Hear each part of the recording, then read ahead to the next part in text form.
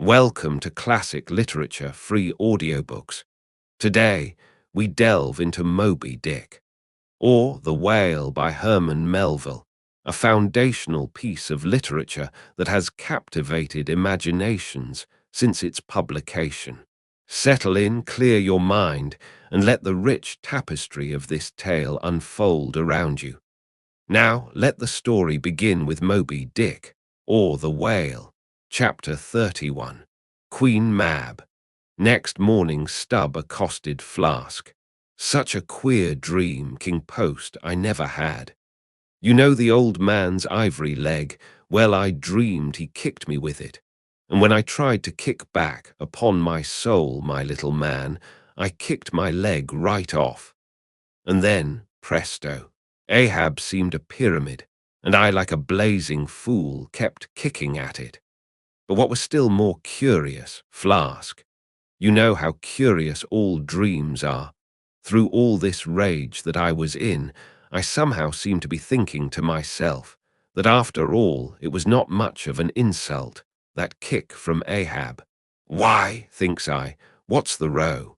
It's not a real leg, only a false leg. And there's a mighty difference between a living thump and a dead thump. That's what makes a blow from the hand, Flask, 50 times more savage to bear than a blow from a cane. The living member, that makes the living insult, my little man. And thinks I to myself all the while, mind, while I was stubbing my silly toes against that cursed pyramid. So confoundedly contradictory was it all the while, I say, I was thinking to myself, what's his leg now but a cane, a whalebone cane? Yes, thinks I, it was only a playful cudgelling, in fact, only a whaleboning that he gave me, not a base kick. Besides, thinks I, look at it once. Why, the end of it, the foot part, what a small sort of end it is. Whereas, if a broad-footed farmer kicked me, there's a devilish broad insult. But this insult is whittled down to a point only. But now comes the greatest joke of the dream, Flask. While I was battering away at the pyramid, a sort of badger-haired old merman with a hump on his back takes me by the shoulders and slews me round. "What are you 'bout?" says he. Slid. Man, but I was frightened. Such a fizz. But somehow, next moment I was over the fright. "What am I about?" says I at last. "And what business is that of yours, I should like to know, Mr. Humpback? Do you want a kick?" By the Lord, Flask, I had no sooner said that, than he turned round his stern to me, bent over, and dragging up a lot of seaweed he had for a clout. What do you think I saw? Why, thunder alive, man, his stern was stuck full of marlinspikes, with the points out. Says I on second thoughts, "I guess I won't kick you, old fellow." "Wise Stubb," said he, "wise Stubb," and kept muttering it all the time, a sort of eating of his own gums like a chimney hag. Seeing he wasn't going to stop saying over his wise Stubb, I thought I might as well fall to kicking the pyramid again. But I had only just lifted my foot for it when he roared out, "Stop that kicking." "Halloa," says I, "what's the matter now, old fellow?" "Look ye here," says he. "Let's argue the insult. Captain Ahab kicked ye, didn't he?" "Yes, he did," says I, "right here it was." "Very good," says he. "He used his ivory leg, didn't he?" "Yes, he did," says I. "Well then," says he, "wise Stubb, what have you to complain of? Didn't he kick with right good will? It wasn't a common pitch-pine leg he kicked with, was it? No, you were kicked by a great man, and with a beautiful ivory leg, Stubb. It's an honor, I consider it an honor. Listen, wise Stubb. In old England the greatest lords think it great glory to be slapped by a queen and made garter knights of. But be your boast, Stubb, that you were kicked by old Ahab and made a wise man of. Remember what I say, be kicked by him, account his kicks honors, and on no account kick back, For you can't help yourself, wise stub. Don't you see that pyramid? With that, he all of a sudden seemed somehow, in some queer fashion, to swim off into the air.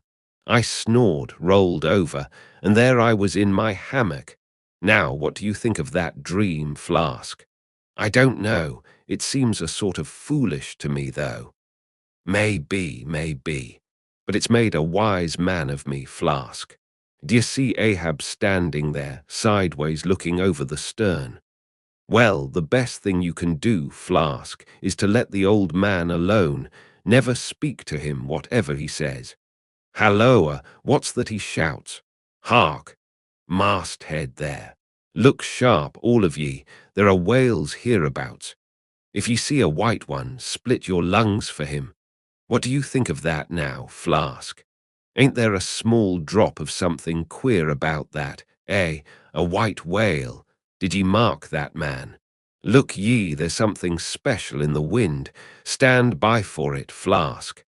Ahab has that's bloody on his mind. But mum, he comes this way. Next chapter, chapter 32, Cytology.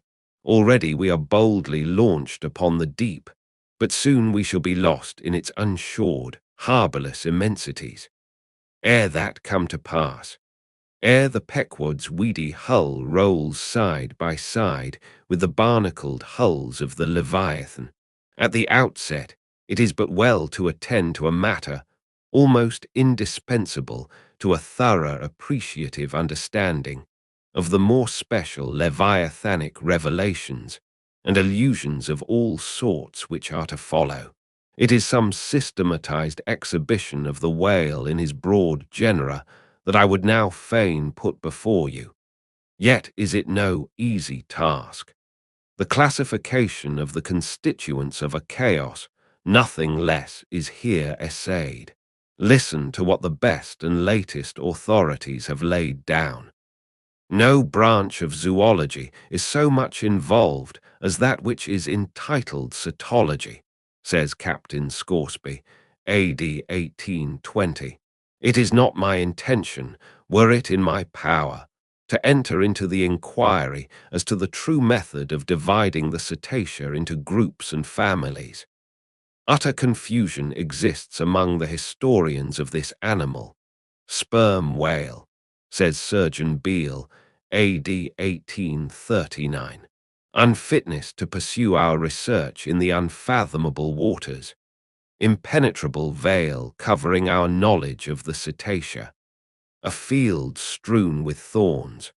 All these incomplete indications but serve to torture us naturalists. Thus speak of the whale, the great Cuvier, and John Hunter, and lessen those lights of zoology and anatomy. Nevertheless, though of real knowledge there be little, yet of books there are a plenty, and so in some small degree with cytology, or the science of whales. Many are the men, small and great, old and new, landsmen and seamen, who have at large or in little written of the whale. Run over a few: the authors of the Bible, Aristotle, Pliny, Aldrovandi, Sir Thomas Browne, Gesner, Ray, Linnaeus, Rondeletius, Willoughby, Green, Artedi, Sibbald, Brisson, Martin, Lasapede, Bonniterra, Desmarest, Baron Cuvier, Frederick Cuvier, John Hunter, Owen, Scoresby, Beale, Bennett, J. Ross Brown, the author of Miriam Coffin, Olmsted, and the Rev. T. Cheever. But to what ultimate generalizing purpose all these have written, the above-cited extracts will show. Of the names in this list of whale authors, only those following Owen ever saw living whales, and but one of them was a real professional harpooner and whaleman. I mean Captain Scoresby. On the separate subject of the Greenland or right whale, he is the best existing authority.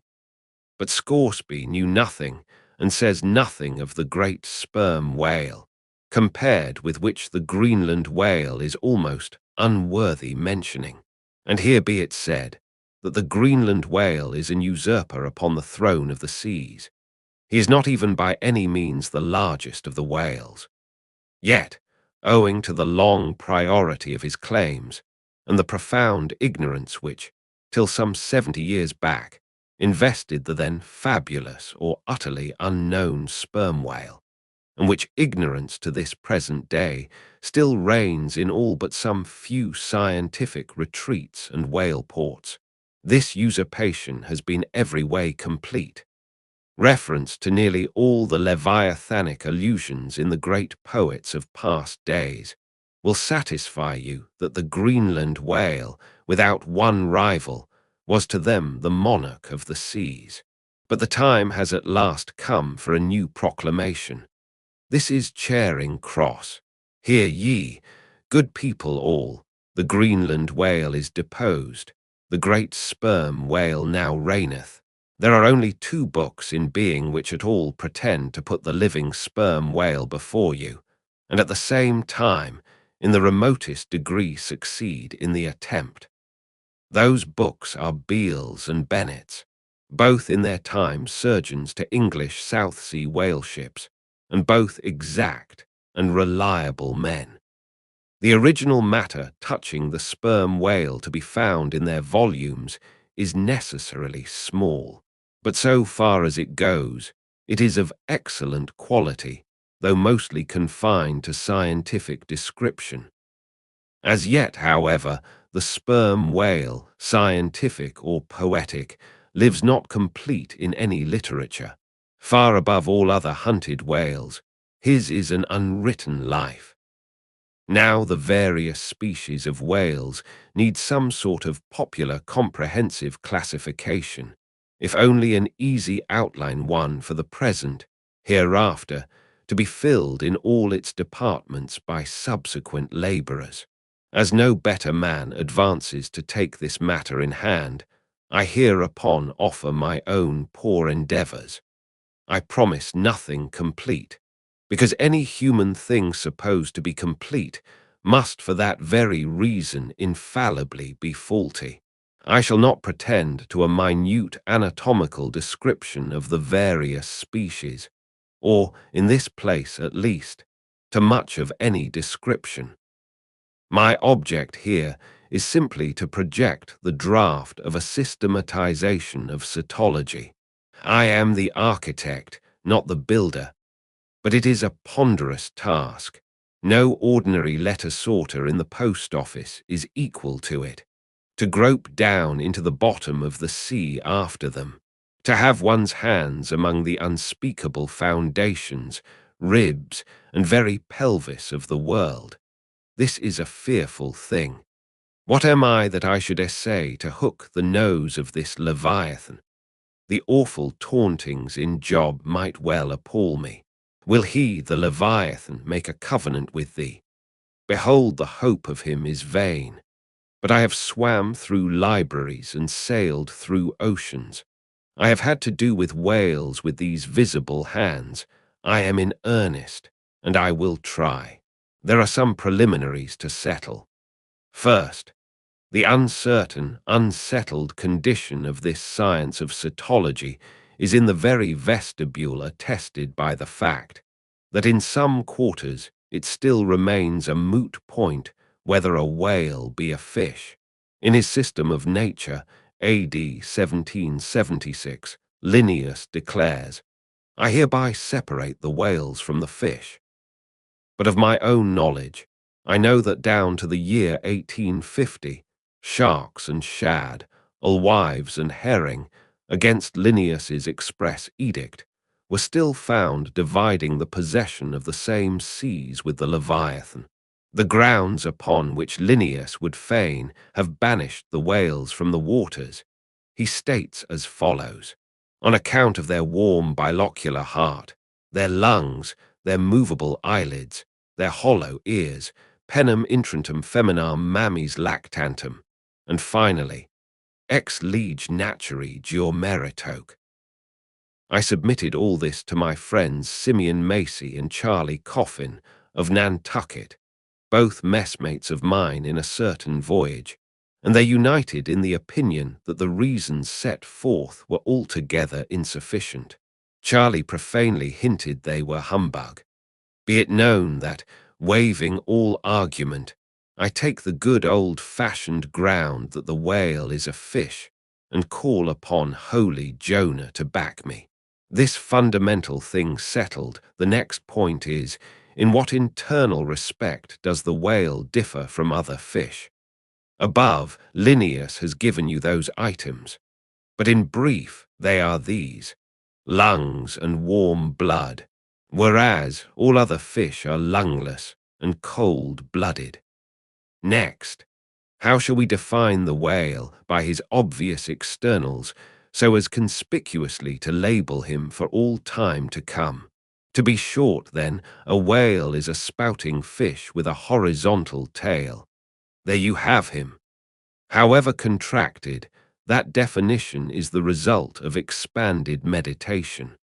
A walrus spouts much like a whale, but the walrus is not a fish because he is amphibious. But the last term of the definition is still more cogent, as coupled with the first.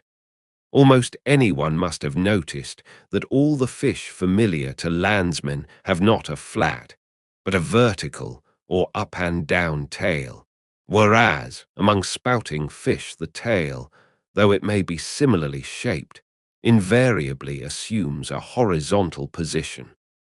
By the above definition of what a whale is, I do by no means exclude from the Leviathanic brotherhood any sea creature hitherto identified with the whale by the best informed Nantucketers, nor, on the other hand, link with it any fish hitherto authoritatively regarded as alien. Hence, all the smaller, spouting, and horizontal-tailed fish must be included in this ground plan of cetology. Now then, come the grand divisions of the entire whale host.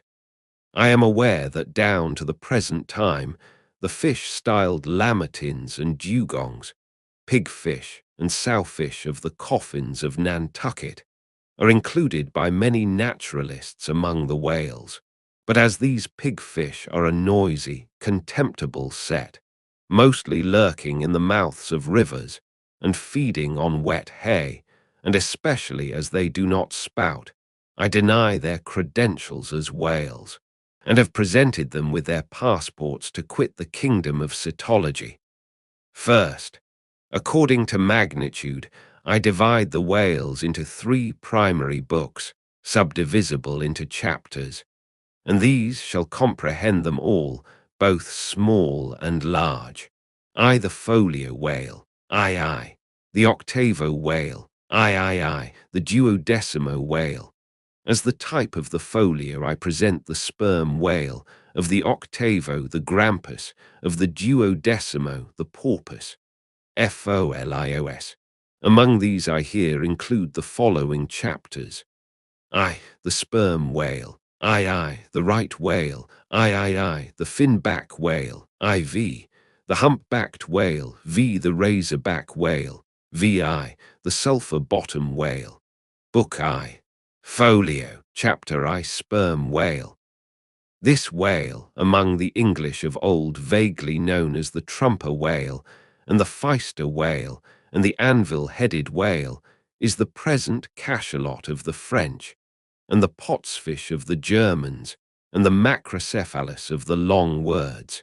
He is, without doubt, the largest inhabitant of the globe, the most formidable of all whales to encounter, the most majestic in aspect, and lastly, by far the most valuable in commerce, he being the only creature from which that valuable substance, spermaceti, is obtained.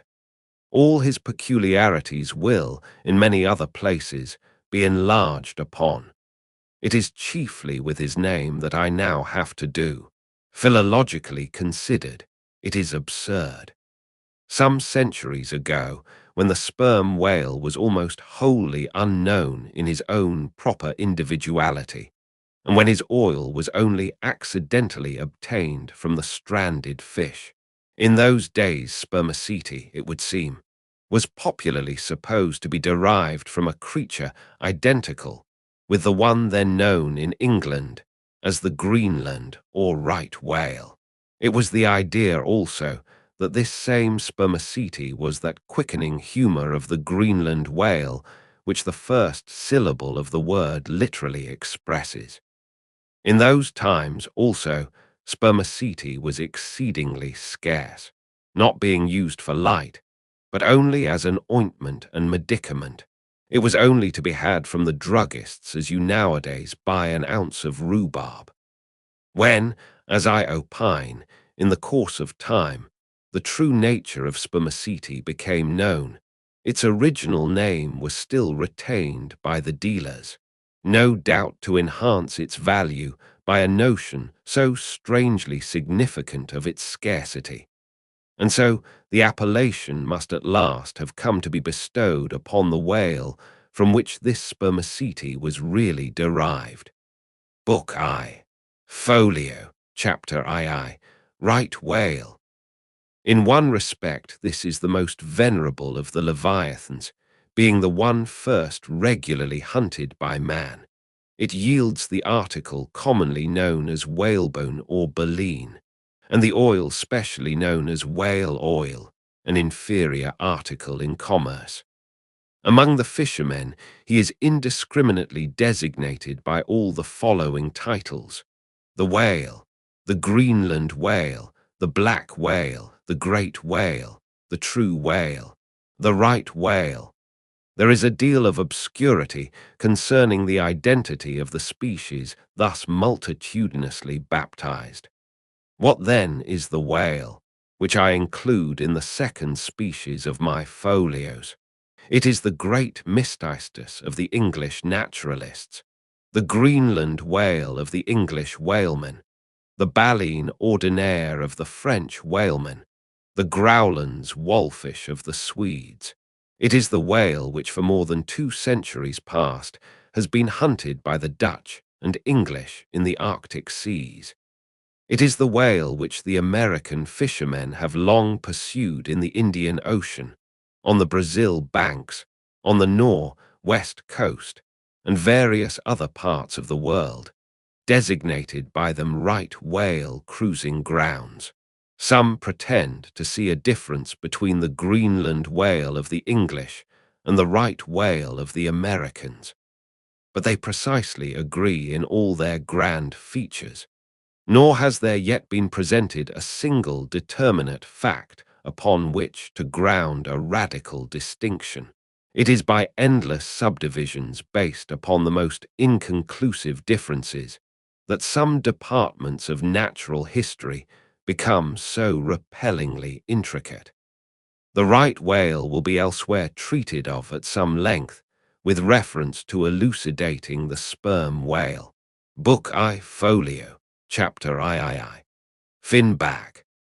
Under this head I reckon a monster which, by the various names of finback, tall-spout, and long john, has been seen almost in every sea, and is commonly the whale whose distant jet is so often descried by passengers crossing the Atlantic in the New York packet tracks.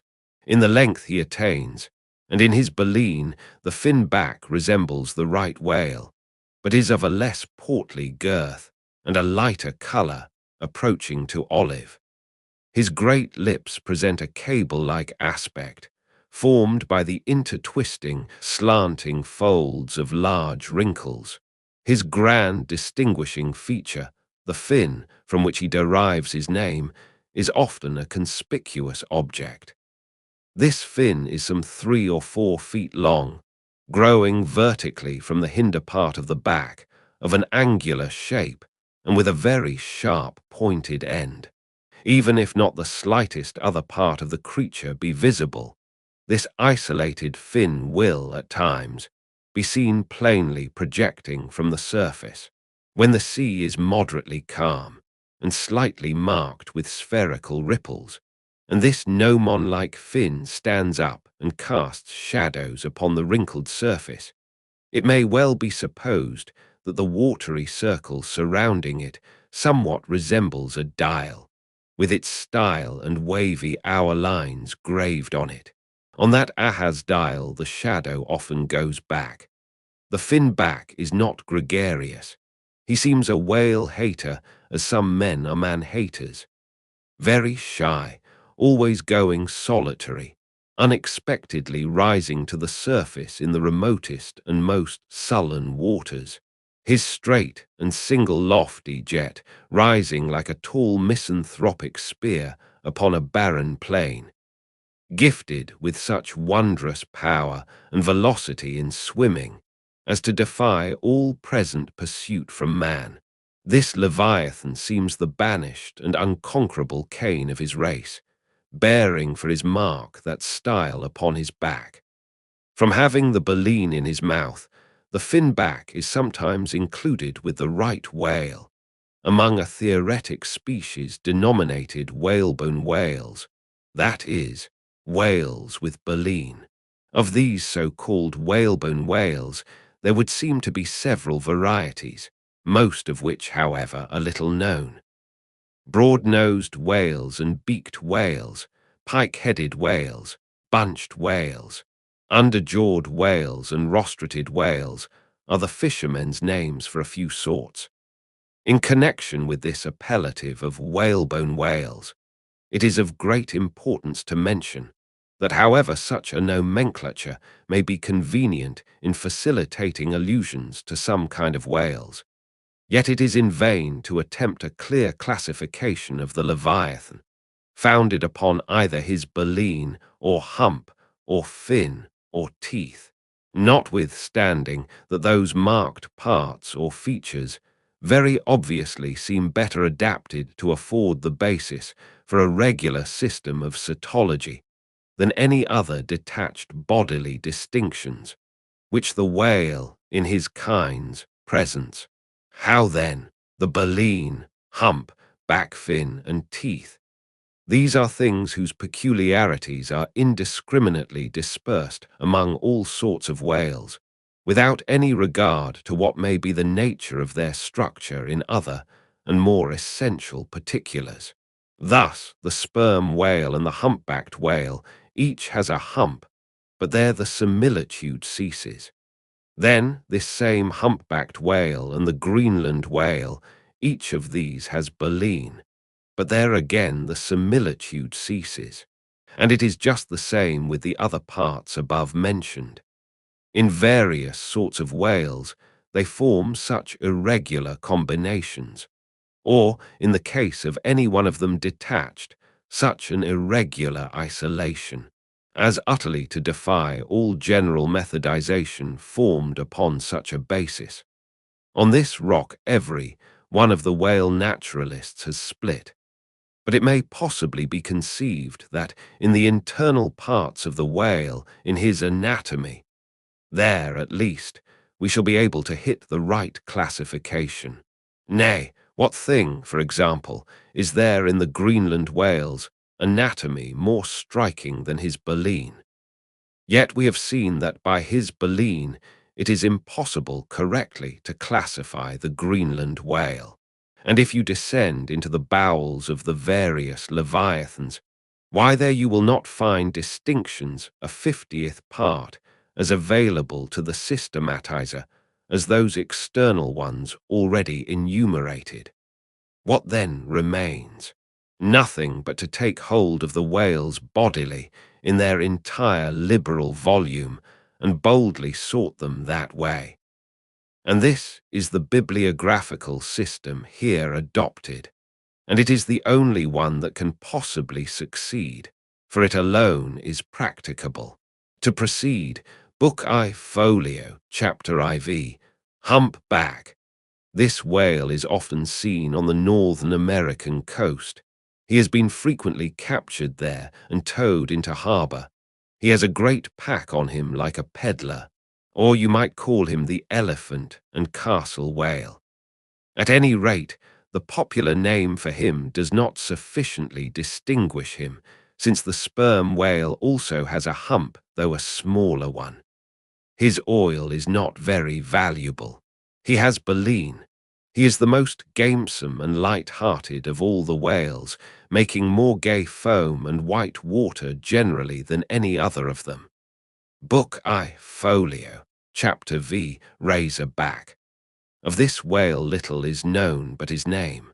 I have seen him at a distance off Cape Horn. Of a retiring nature, he eludes both hunters and philosophers. Though no coward, he has never yet shown any part of him but his back, which rises in a long, sharp ridge. Let him go. I know little more of him, nor does anybody else. Book I, Folio, Chapter VI, Sulphur Bottom. Another retiring gentleman, with a brimstone belly doubtless got by scraping along the Tartarian tiles in some of his profounder divings. He is seldom seen. At least I have never seen him except in the remoter southern seas, and then always at too great a distance to study his countenance. He is never chased. He would run away with rope walks of line. Prodigies are told of him. Adieu, Sulphur Bottom. I can say nothing more that is true of ye, nor can the oldest Nantucketer. Thus ends Book I, Folio, and now begins Book II. Octavo, octavos. These embrace the whales of middling magnitude, among which present may be numbered. I, the grampus, I, the blackfish, I, the narwhal, IV, the thrasher, V, the killer. Why this book of whales is not denominated the quarto is very plain. Because, while the whales of this order, though smaller than those of the former order, nevertheless retain a proportionate likeness to them in figure, yet the bookbinder's quarto volume in its dimensioned form does not preserve the shape of the folio volume, but the octavo volume does. Book II, Octavo, Chapter I, Grampus. Though this fish, whose loud sonorous breathing, or rather blowing, has furnished a proverb to landsmen, is so well known a denizen of the deep, yet is he not popularly classed among whales, but possessing all the grand distinctive features of the Leviathan, most naturalists have recognized him for one. He is of moderate octavo size, varying from 15 to 25 feet in length, and of corresponding dimensions round the waist. He swims in herds. He is never regularly hunted, though his oil is considerable in quantity and pretty good for light. By some fishermen his approach is regarded as premonitory of the advance of the great sperm whale. Book II, Octavo, Chapter II, Black Fish. I give the popular fishermen's names for all these fish, for generally they are the best. Where any name happens to be vague or inexpressive, I shall say so and suggest another. I do so now, touching the black fish, so called, because blackness is the rule among almost all whales. So call him the hyena whale, if you please. His veracity is well known, and from the circumstance that the inner angles of his lips are curved upwards, he carries an everlasting Mephistophelian grin on his face. This whale averages some 16 or 18 feet in length. He is found in almost all latitudes. He has a peculiar way of showing his dorsal hooked fin in swimming, which looks something like a Roman nose. When not more profitably employed, the sperm whale hunters sometimes capture the hyena whale to keep up the supply of cheap oil for domestic employment, as some frugal housekeepers, in the absence of company and quite alone by themselves, burn unsavory tallow instead of odorous wax. Though their blubber is very thin, some of these whales will yield you upwards of 30 gallons of oil. Book II, Octavo, Chapter III, Narwhal, that is, nostril whale. Another instance of a curiously named whale, so named I suppose from his peculiar horn being originally mistaken for a peaked nose. The creature is some 16 feet in length, while its horn averages 5 feet, though some exceed 10 and even attain to 15 feet. Strictly speaking, this horn is but a lengthened tusk, growing out from the jaw in a line a little depressed from the horizontal, but it is only found on the sinister side, which has an ill effect, giving its owner something analogous to the aspect of a clumsy left-handed man. What precise purpose this ivory horn or lance answers, it would be hard to say. It does not seem to be used like the blade of the swordfish and billfish, though some sailors tell me that the narwhal employs it for a rake in turning over the bottom of the sea for food. Charlie Coffin said it was used for an ice piercer, for the narwhal rising to the surface of the polar sea and finding it sheeted with ice, thrusts his horn up and so breaks through. But you cannot prove either of these surmises to be correct. My own opinion is that however this one-sided horn may really be used by the narwhal, however that may be, it would certainly be very convenient to him for a folder in reading pamphlets. The narwhal I have heard called the tusked whale, the horned whale, and the unicorn whale.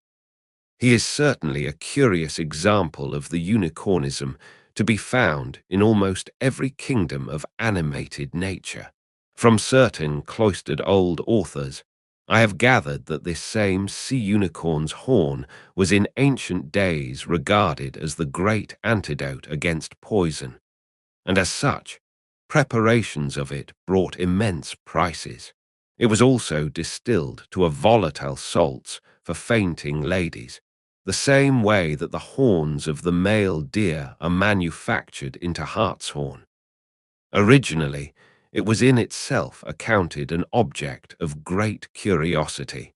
Black Letter tells me that Sir Martin Frobisher, on his return from that voyage, when Queen Bess did gallantly wave her jewelled hand to him from a window of Greenwich Palace, as his bold ship sailed down the Thames. When Sir Martin returned from that voyage, saith Black Letter, on bended knees he presented to her Highness a prodigious long horn of the narwhal, which for a long period after hung in the castle at Windsor. An Irish author avers that the Earl of Leicester, on bended knees, did likewise present to her Highness another horn, pertaining to a land beast of the unicorn nature. The narwhal has a very picturesque leopard-like look, being of a milk-white ground colour, dotted with round and oblong spots of black. His oil is very superior, clear and fine, but there is little of it, and he is seldom hunted. He is mostly found in the circumpolar seas. Book II, Octavo, Chapter IV, Killer. Of this whale little is precisely known to the Nantucketer, and nothing at all to the professed naturalist. From what I have seen of him at a distance, I should say that he was about the bigness of a grampus. He is very savage, a sort of Fiji fish. He sometimes takes the great folio whales by the lip and hangs there like a leech, till the mighty brute is worried to death. The killer is never hunted. I never heard what sort of oil he has. Exception might be taken to the name bestowed upon this whale on the ground of its indistinctness. For we are all killers on land and on sea, Bonapartes and sharks included. Book II, Octavo, Chapter V, Thrasher. This gentleman is famous for his tail, which he uses for a ferule in thrashing his foes. He mounts the folio whale's back, and as he swims, he works his passage by flogging him, as some schoolmasters get along in the world by a similar process. Still less is known of the thrasher than of the killer. Both are outlaws even in the lawless seas. Thus ends Book II, Octavo, and begins Book III, Duodecimo, Duodecimos. These include the smaller whales, the hussar porpoise, the Algerine porpoise. Aye, the mealy-mouthed porpoise.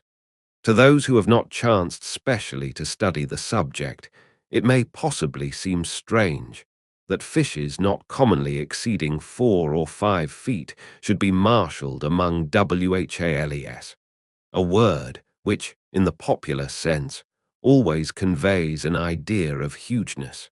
But the creatures set down above as duodecimos are infallibly whales by the terms of my definition of what a whale is, i.e. a spouting fish with a horizontal tail. Book III. Duodecimo, Chapter 1. Huzzar porpoise. This is the common porpoise found almost all over the globe. The name is of my own bestowal, for there are more than one sort of porpoises, and something must be done to distinguish them. I call him thus, because he always swims in hilarious shoals, which upon the broad sea keep tossing themselves to heaven like caps in a 4th of July crowd. Their appearance is generally hailed with delight by the mariner. Full of fine spirits, they invariably come from the breezy billows to windward. They are the lads that always live before the wind. They are accounted a lucky omen. If you yourself can withstand 3 cheers at beholding these vivacious fish, then heaven help ye. The spirit of godly gamesomeness is not in ye. A well-fed, plump huzzar porpoise will yield you 1 good gallon of good oil. But the fine and delicate fluid extracted from his jaws is exceedingly valuable. It is in request among jewelers and watchmakers. Sailors put it on their hones. Porpoise meat is good eating, you know. It may never have occurred to you that a porpoise spouts. Indeed, his spout is so small that it is not very readily discernible. But the next time you have a chance, watch him, and you will then see the great sperm whale himself in miniature. Book III. Duodecimo, Chapter II. Algerine porpoise. A pirate, very savage. He is only found, I think, in the Pacific. He is somewhat larger than the huzzar porpoise, but much of the same general make. Provoke him, and he will buckle to a shark. I have lowered for him many times, but never yet saw him captured. Book III. Duodecimo, Chapter III. Mealy-mouthed porpoise. The largest kind of porpoise, and only found in the Pacific so far as it is known. The only English name, by which he has hitherto been designated, is that of the fishers, right whale porpoise, from the circumstance that he is chiefly found in the vicinity of that folio. In shape, he differs in some degree from the huzzar porpoise, being of a less rotund and jolly girth. Indeed, he is of quite a neat and gentlemanlike figure. He has no fins on his back, most other porpoises have. He has a lovely tail and sentimental Indian eyes of a hazel hue, but his mealy mouth spoils all. Though his entire back down to his side fins is of a deep sable, yet a boundary line, distinct as the mark in a ship's hull, called the bright waist. That line streaks him from stem to stern, with 2 separate colors, black above and white below. The white comprises part of his head and the whole of his mouth, which makes him look as if he had just escaped from a felonious visit to a meal bag. A most mean and mealy aspect. His oil is much like that of the common porpoise. Beyond the duodecimo, this system does not proceed, inasmuch as the porpoise is the smallest of the whales. Above, you have all the leviathans of note, but there are a rabble of uncertain, fugitive, half-fabulous whales, which, as an American whaleman, I know by reputation, but not personally.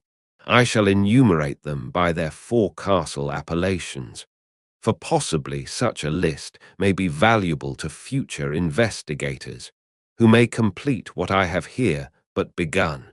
if any of the following whales shall hereafter be caught and marked, then he can readily be incorporated into this system, according to his folio, octavo, or duodecimo magnitude: the bottlenose whale, the junk whale, the pudding-headed whale, the Cape whale, the leading whale, the cannon whale, the scrag whale, the coppered whale, the elephant whale, the iceberg whale, the quag whale, the blue whale, etc.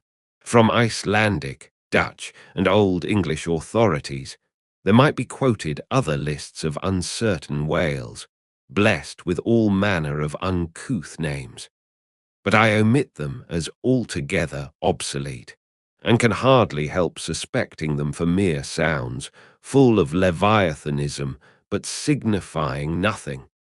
Finally, it was stated at the outset that this system would not be here and at once perfected. You cannot but plainly see that I have kept my word. But I now leave my cetological system standing thus unfinished, even as the great cathedral of Cologne was left, with the crane still standing upon the top of the uncompleted tower. For small erections may be finished by their first architects. Grand ones, true ones, ever leave the copestone to posterity. God keep me from ever completing anything. This whole book is but a draught, nay, but the draught of a draught. Oh, time, strength, cash, and patience. Next chapter, chapter 33. The Specksnyder.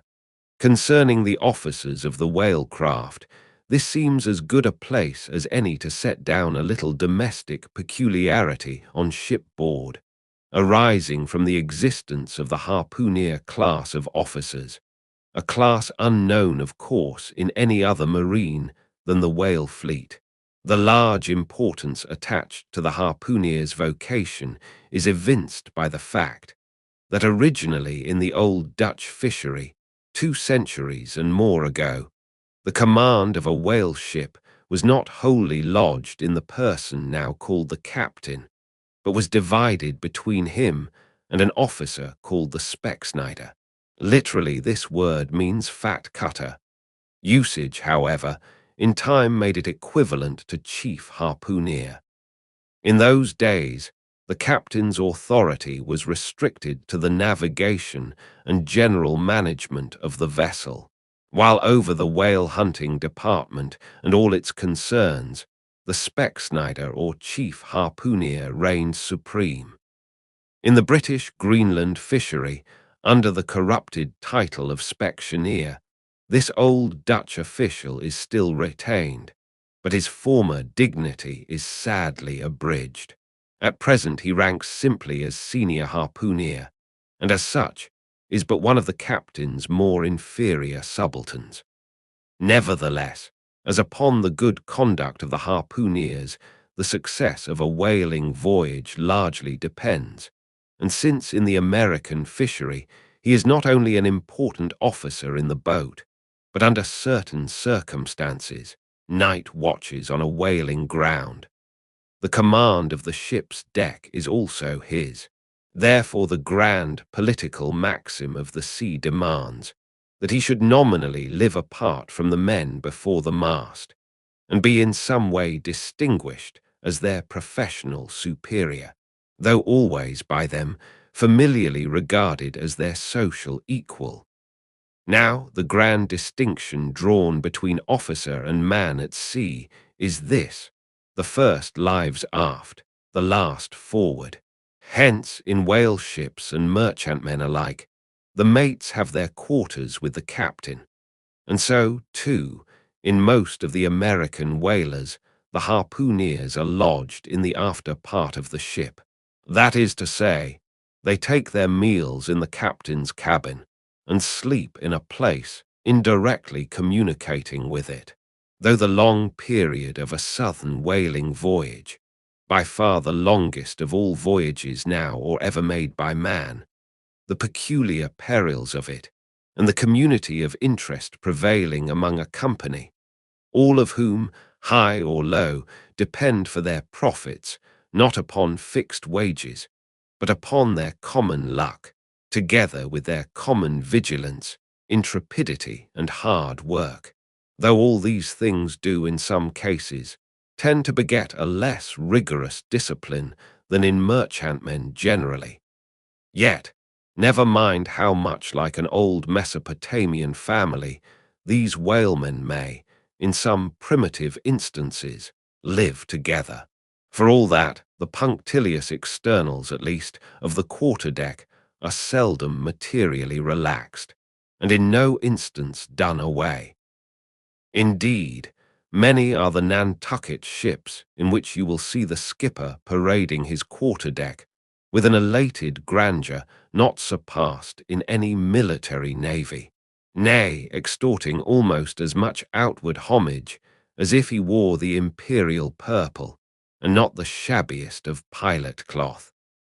And though of all men the moody captain of the Pequod was the least given to that sort of shallowest assumption, and though the only homage he ever exacted was implicit, instantaneous obedience, though he required no man to remove the shoes from his feet ere stepping upon the quarterdeck, and though there were times when, owing to peculiar circumstances connected with events hereafter to be detailed, he addressed them in unusual terms, whether of condescension or in terrorem or otherwise, yet even Captain Ahab was by no means unobservant of the paramount forms and usages of the sea. Nor, perhaps, will it fail to be eventually perceived that behind those forms and usages, as it were, he sometimes masked himself, incidentally making use of them for other and more private ends than they were legitimately intended to subserve. That certain sultanism of his brain, which had otherwise in a good degree remained unmanifested, through those forms that same sultanism became incarnate in an irresistible dictatorship. For be a man's intellectual superiority what it will, it can never assume the practical, available supremacy over other men, without the aid of some sort of external arts and entrenchments, always, in themselves, more or less paltry and base.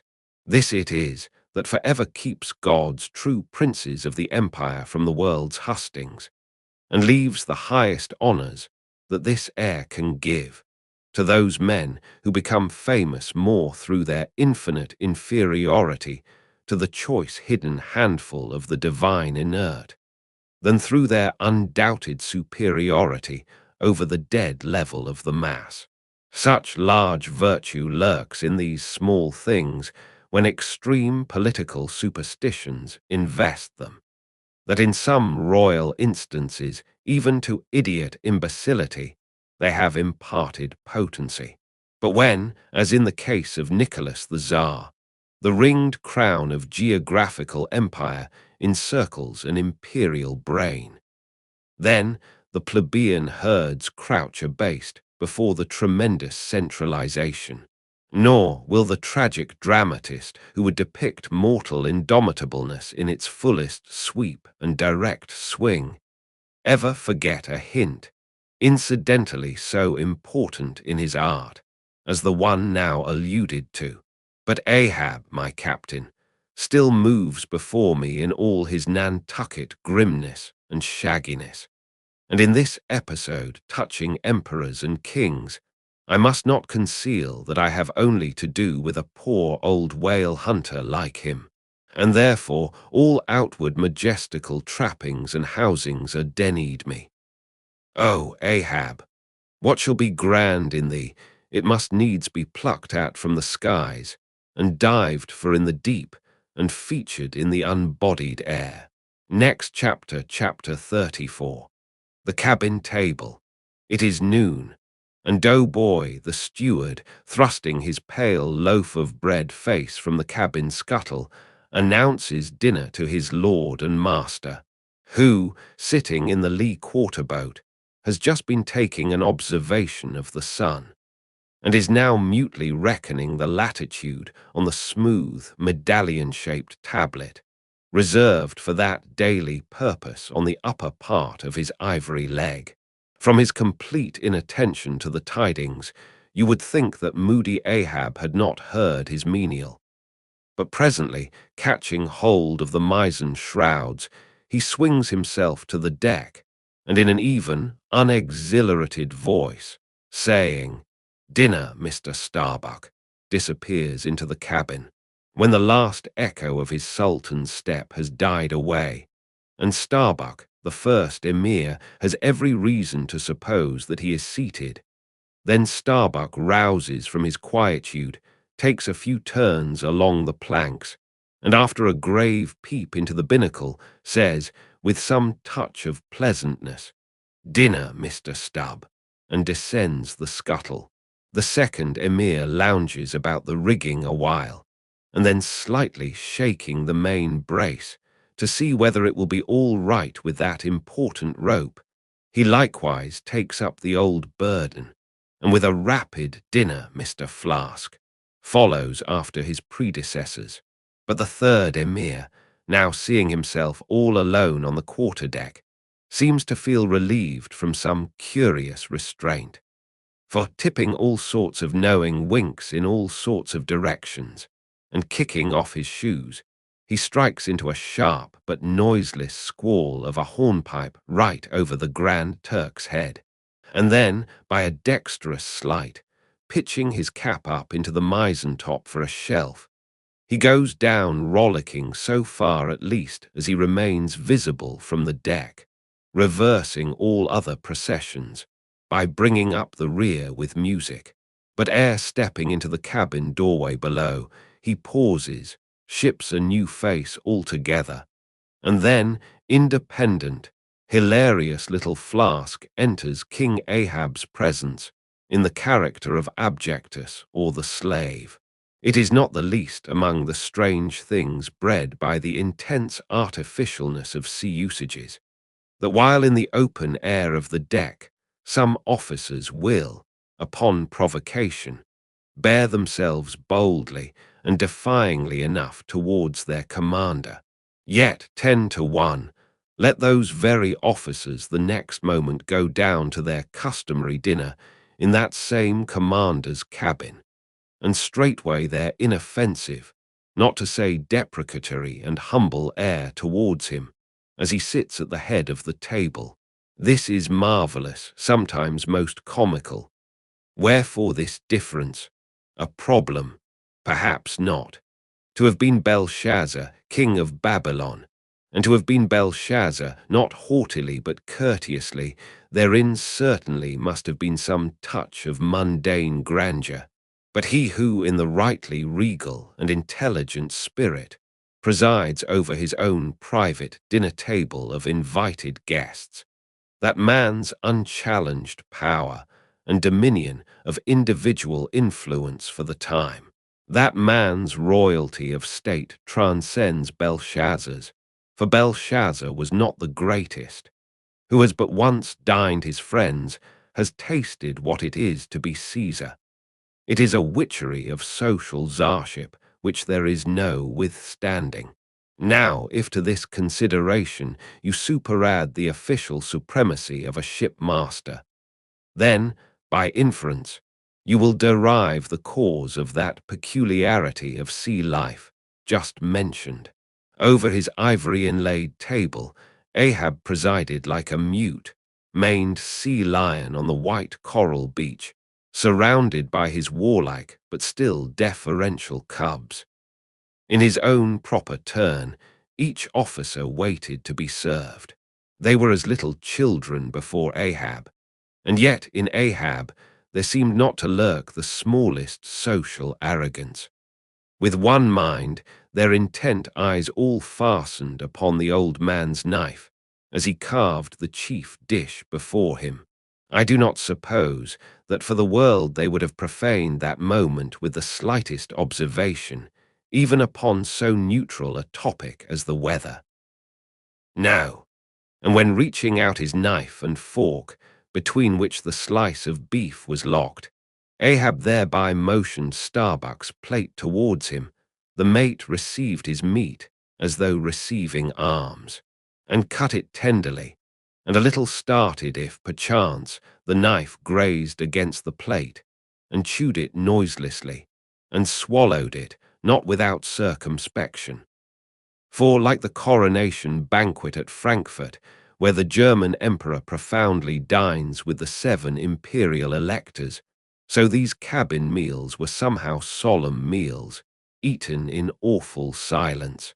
And yet at table old Ahab forbade not conversation, only he himself was dumb.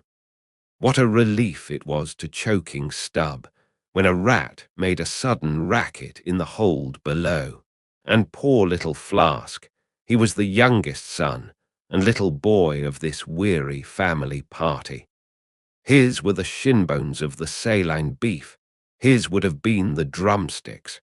For Flask to have presumed to help himself, this must have seemed to him tantamount to larceny in the first degree. Had he helped himself at that table, doubtless, never more would he have been able to hold his head up in this honest world. Nevertheless, strange to say, Ahab never forbade him, and had Flask helped himself, the chances were Ahab had never so much as noticed it. Least of all did Flask presume to help himself to butter. Whether he thought the owners of the ship denied it to him, on account of its clotting his clear, sunny complexion, or whether he deemed that on so long a voyage in such marketless waters, butter was at a premium, and therefore was not for him a subaltern. However it was, Flask, alas, was a butterless man. Another thing. Flask was the last person down at the dinner, and Flask is the first man up.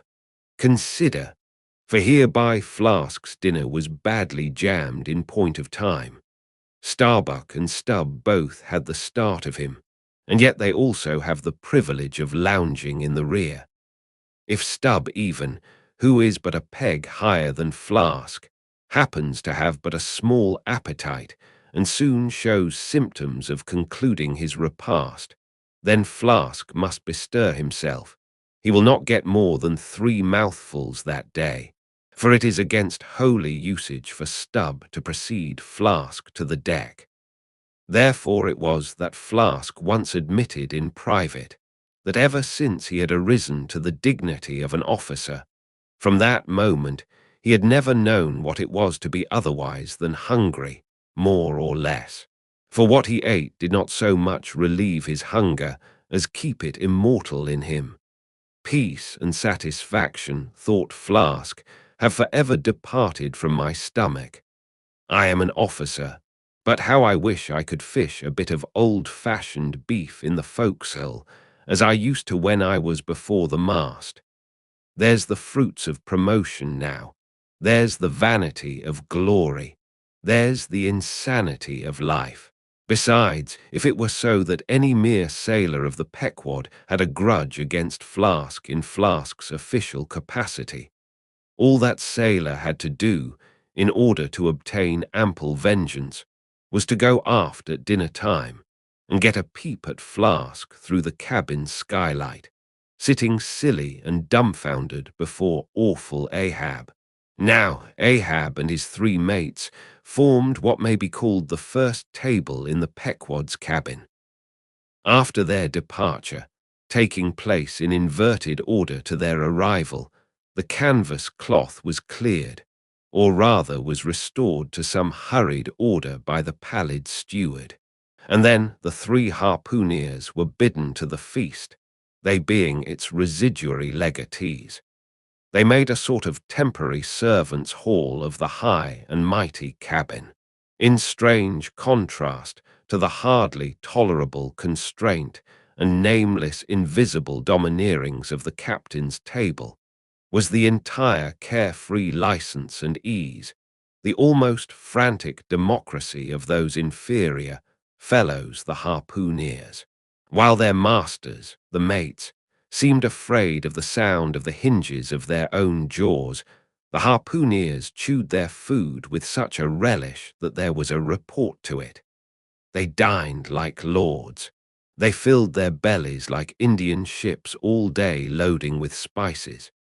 Such portentous appetites had Queequeg and Tashtego that to fill out the vacancies made by the previous repast, often the pale doughboy was fain to bring on a great barron of salt junk, seemingly quarried out of the solid ox, and if he were not lively about it, if he did not go with a nimble hop, skip, and jump, then Tashtego had an ungentlemanly way of accelerating him by darting a fork at his back, harpoon-wise, and once Daggoo, seized with a sudden humour, assisted Doughboy's memory by snatching him up bodily and thrusting his head into a great empty wooden trencher, while Tashtego, knife in hand, began laying out the circle preliminary to scalping him.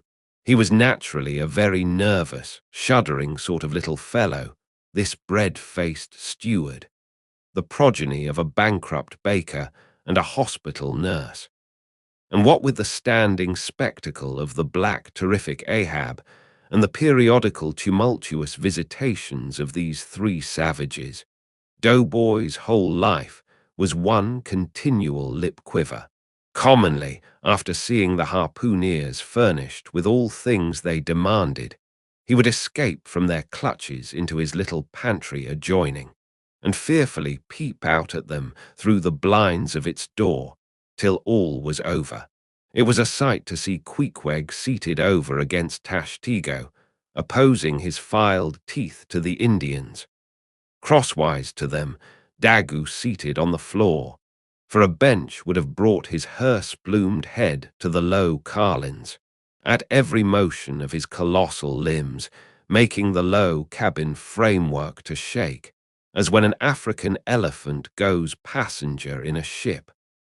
But for all this, the great Negro was wonderfully abstemious, not to say dainty. It seemed hardly possible that by such comparatively small mouthfuls he could keep up the vitality diffused through so broad, baronial, and superb a person. But doubtless, this noble savage fed strong and drank deep of the abounding element of air, and through his dilated nostrils snuffed in the sublime life of the worlds, not by beef or by bread, a giant's made or nourished. But Queequeg, he had a mortal, barbaric smack of the lip in eating, an ugly sound enough, so much so that the trembling doughboy almost looked to see whether any marks of teeth lurked in his own lean arms. And when he would hear Tashtego singing out for him to produce himself, that his bones might be picked, the simple-witted steward all but shattered the crockery hanging round him in the pantry by his sudden fits of the palsy, nor did the whetstone which the harpooneers carried in their pockets for their lances and other weapons, and with which whetstones at dinner they would ostentatiously sharpen their knives. That grating sound did not at all tend to tranquilize poor Doughboy. How could he forget that in his island days, Queequeg, for one, must certainly have been guilty of some murderous, convivial indiscretions? Alas, Doughboy, hard fares the white waiter who waits upon cannibals. Not a napkin should he carry on his arm, but a buckler. In good time, though, to his great delight, the three Saltsea warriors would rise and depart. To his credulous, fable-mongering ears, all their martial bones jingling in them at every step, like Moorish cimeters in scabbards.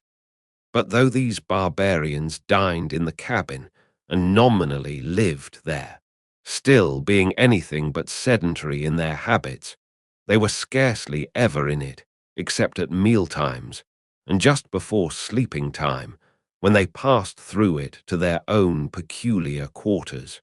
In this one matter, Ahab seemed no exception to most American whale captains, who, as a set, rather incline to the opinion that by rights the ship's cabin belongs to them, and that it is by courtesy alone that anybody else is, at any time, permitted there. So that, in real truth, the mates and harpooneers of the Pequod might more properly be said to have lived out of the cabin than in it. For when they did enter it, it was something as a street door enters a house, turning inwards for a moment, only to be turned out the next, and as a permanent thing residing in the open air. Nor did they lose much hereby. In the cabin was no companionship. Socially, Ahab was inaccessible. Though nominally included in the census of Christendom, he was still an alien to it. He lived in the world as the last of the grizzly bears lived in settled Missouri, and as when spring and summer had departed, that wild logan of the woods, burying himself in the hollow of a tree, lived out the winter there, sucking his own paws. So, in his inclement, howling old age, Ahab's soul, shut up in the caved trunk of his body, there fed upon the sullen pause of its gloom. Next chapter, chapter 35. The masthead. It was during the more pleasant weather that in due rotation with the other seamen, my first masthead came round. In most American whalemen, the mastheads are manned almost simultaneously with the vessels leaving her port, even though she may have 15,000 miles and more to sail ere reaching her proper cruising ground. And if after a 3, 4, or 5 years' voyage she is drawing nigh home with anything empty in her, say, an empty vial even, then her mastheads are kept manned to the last, and not till her skysail poles sail in among the spires of the port does she altogether relinquish the hope of capturing one whale more. Now, as the business of standing mastheads, ashore or afloat, is a very ancient and interesting one, let us in some measure expatiate here. I take it that the earliest standers of mastheads were the old Egyptians, because, in all my researches, I find none prior to them.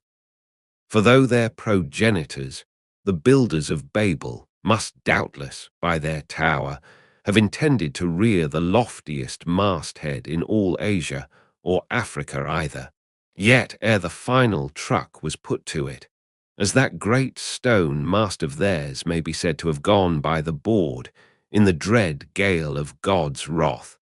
Therefore, we cannot give these Babel builders priority over the Egyptians, and that the Egyptians were a nation of masthead standers is an assertion based upon the general belief among archaeologists that the first pyramids were founded for astronomical purposes, a theory singularly supported by the peculiar stair-like formation of all 4 sides of those edifices, whereby, with prodigious long upliftings of their legs, those old astronomers were wont to mount to the apex and sing out for new stars, even as the lookouts of a modern ship sing out for a sail or a whale just bearing in sight.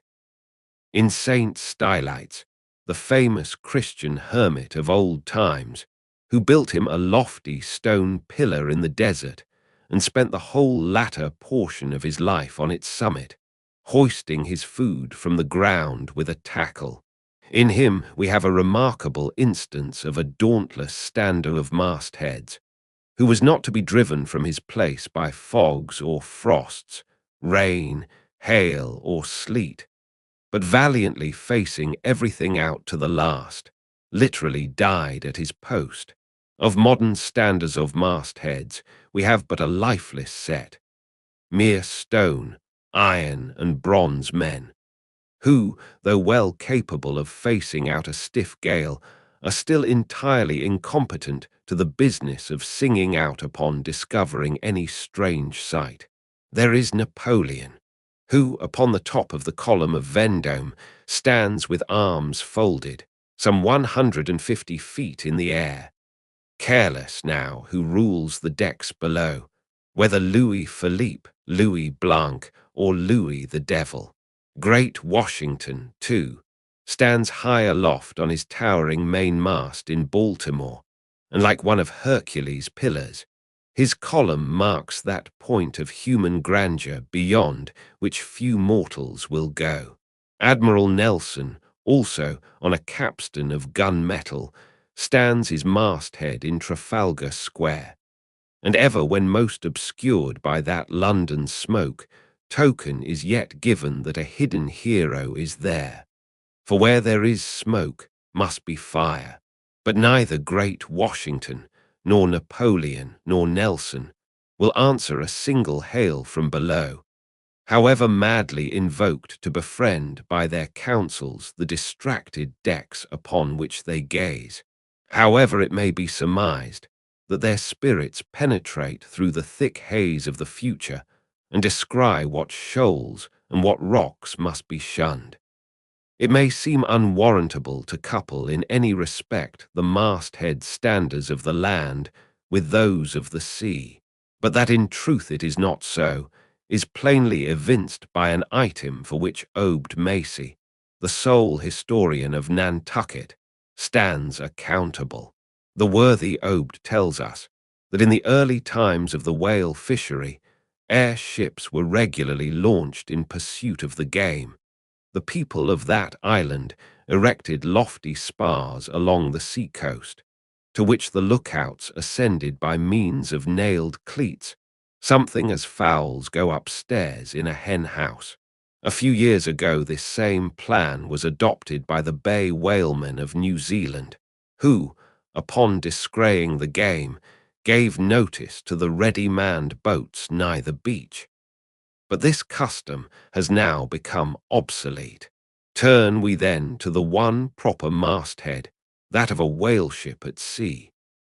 The three mastheads are kept manned from sunrise to sunset, the seamen taking their regular turns, as at the helm, and relieving each other every 2 hours. In the serene weather of the tropics, it is exceedingly pleasant the masthead. Nay, to a dreamy meditative man it is delightful. There you stand, 100 feet above the silent decks, striding along the deep, as if the masts were gigantic stilts, while beneath you and between your legs, as it were, swim the hugest monsters of the sea, even as ships once sailed between the boots of the famous Colossus at Old Rhodes. There you stand, lost in the infinite series of the sea, with nothing ruffled but the waves. The tranced ship indolently rolls, the drowsy trade winds blow, everything resolves you into languor. For the most part, in this tropic whaling life, a sublime uneventfulness invests you. You hear no news, read no gazettes. Extras with startling accounts of commonplaces never delude you into unnecessary excitements. You hear of no domestic afflictions, bankrupt securities, fall of stocks, are never troubled with the thought of what you shall have for dinner, for all your meals for 3 years and more are snugly stowed in casks, and your bill of fare is immutable. In one of those southern whalesmen, on a long 3 or 4 years' voyage, as often happens, the sum of the various hours you spend at the masthead would amount to several entire months, and it is much to be deplored that the place to which you devote so considerable a portion of the whole term of your natural life should be so sadly destitute of anything approaching to a cozy inhabitiveness, or adapted to breed a comfortable localness of feeling, such as pertains to a bed, a hammock, a hearse, a sentry box, a pulpit, a coach, or any other of those small and snug contrivances in which men temporarily isolate themselves. Your most usual point of perch is the head of the T-gallant mast, where you stand upon 2 thin parallel sticks, almost peculiar to whalemen, called the T-gallant crosstrees. Here, tossed about by the sea, the beginner feels about as cozy as he would standing on a bull's horns. To be sure, in cold weather you may carry your house aloft with you, in the shape of a watch coat. But properly speaking, the thickest watch coat is no more of a house than the unclad body. For as the soul is glued inside of its fleshy tabernacle, and cannot freely move about in it, nor even move out of it, without running great risk of perishing, like an ignorant pilgrim crossing the snowy Alps in winter, so a watch coat is not so much of a house as it is a mere envelope, or additional skin encasing you. You cannot put a shelf or chest of drawers in your body, and no more can you make a convenient closet of your watch coat. Concerning all this, it is much to be deplored that the mastheads of a southern whale ship are unprovided with those enviable little tents or pulpits, called crow's nests, in which the lookouts of a Greenland whaler are protected from the inclement weather of the frozen seas. In the fireside narrative of Captain Sleet, entitled A Voyage Among the Icebergs, in quest of the Greenland whale, and incidentally for the rediscovery of the lost Icelandic colonies of Old Greenland. In this admirable volume, all standers of mastheads are furnished with a charmingly circumstantial account of the then recently invented crow's nest of the glacier, which was the name of Captain Sleet's good craft. He called it the Sleet's crow's nest, in honor of himself, he being the original inventor and patentee, and free from all ridiculous false delicacy, and holding that if we call our own children after our own names, we fathers being the original inventors and patentees, so likewise should we denominate after ourselves any other apparatus we may beget. In shape, the Sleet's crow's nest is something like a large tierce or pipe. It is open above, however, where it is furnished with a movable side screen to keep to windward of your head in a hard gale. Being fixed on the summit of the mast, you ascend into it through a little trap hatch in the bottom. On the after side, or side next the stern of the ship, is a comfortable seat, with a locker underneath for umbrellas, comforters, and coats. In front is a leather rack, in which to keep your speaking trumpet, pipe, telescope, and other nautical conveniences. When Captain Sleet in person stood his masthead in this crow's nest of his, he tells us that he always had a rifle with him, also fixed in the rack, together with a powder flask and shot, for the purpose of popping off the stray narwhals or vagrant sea unicorns infesting those waters, for you cannot successfully shoot at them from the deck owing to the resistance of the water, but to shoot down upon them is a very different thing. Now, it was plainly a labor of love for Captain Sleet to describe, as he does, all the little detailed conveniences of his crow's nest, but though he so enlarges upon many of these, and though he treats us to a very scientific account of his experiments in this crow's nest, with a small compass he kept there for the purpose of counteracting the errors resulting from what is called the local attraction of all binnacle magnets, an error ascribable to the horizontal vicinity of the iron in the ship's planks, and in the glacier's case, perhaps, to there having been so many broken-down blacksmiths among her crew. I say that though the captain is very discreet and scientific here, yet, for all his learned binnacle deviations, azimuth compass observations, and approximate errors, he knows very well, Captain Sleet, that he was not so much immersed in those profound magnetic meditations as to fail being attracted occasionally towards that well-replenished little case bottle, so nicely tucked in on one side of his crow's nest, within easy reach of his hand, though upon the whole I greatly admire and even love the brave, the honest, and learned captain. Yet I take it very ill of him that he should so utterly ignore that case bottle, seeing what a faithful friend and comforter it must have been. While with mittened fingers and hooded head, he was studying the mathematics aloft there, in that bird's nest within 3 or 4 perches of the pole. But if we southern whale fishers are not so snugly housed aloft as Captain Sleet and his Greenland men were, yet that disadvantage is greatly counterbalanced by the widely contrasting serenity of those seductive seas in which we south fishers mostly float.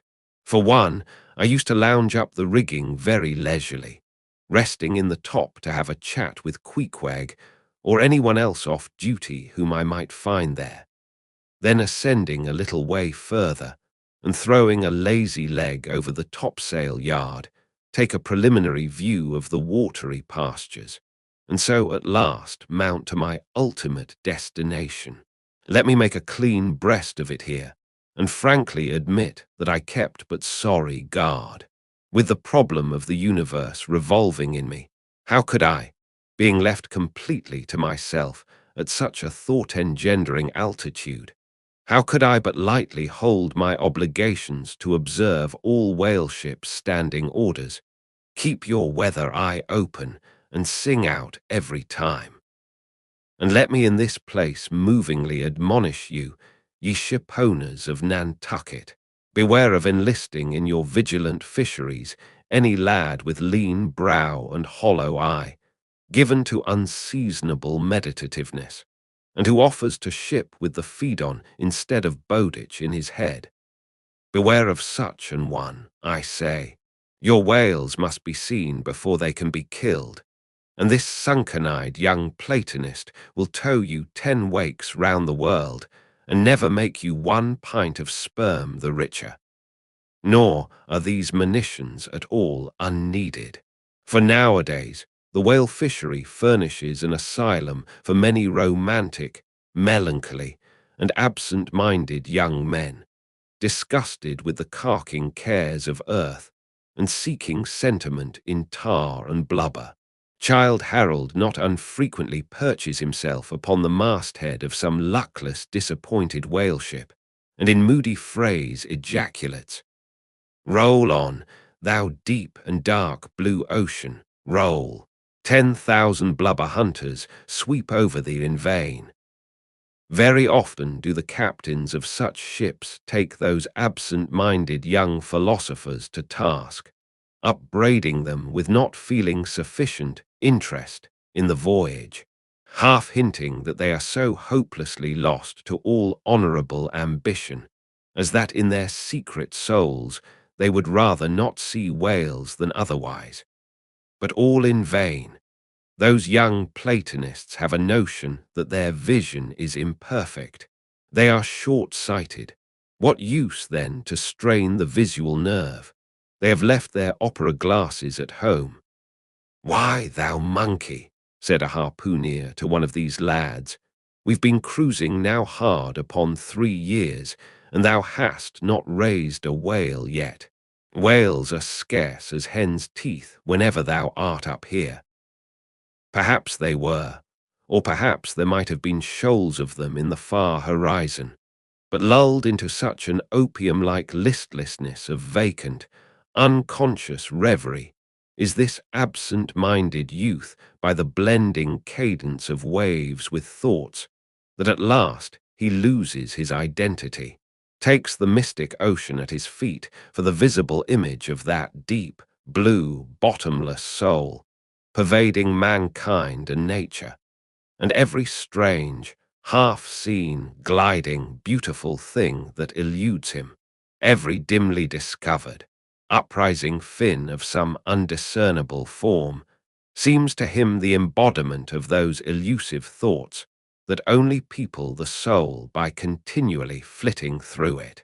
In this enchanted mood, thy spirit ebbs away to whence it came, becomes diffused through time and space, like Cranmer's sprinkled pantheistic ashes, forming at last a part of every shore the round globe over.